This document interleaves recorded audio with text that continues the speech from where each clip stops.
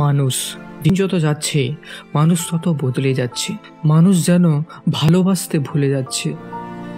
যেখানে বিশ্বাস নামক শব্দটি হারিয়ে যাচ্ছে, সেখানে ভালোবাসা কিভাবে বেঁচে থাকতে পারে? যখন কেউ সামনে এসে বলে সে আমাকে নিজের থেকেও বেশি বিশ্বাস করে, আমি বুঝতে পারি না সেই মুহূর্তে ভালো লাগা পরিবর্তে কেন হাসতে ইচ্ছে করে।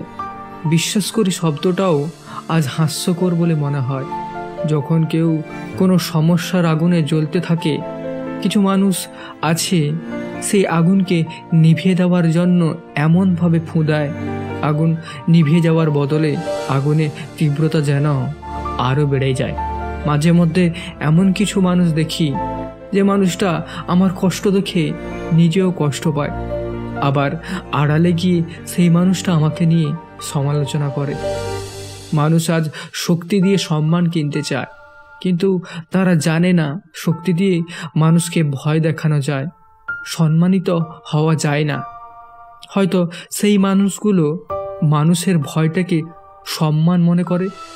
আসল কথা হলো যে মানুষ কাউকে সম্মান করতে জানে না, সে কি করে বুঝবে ভয় আর সম্মান একই জিনিস নয়?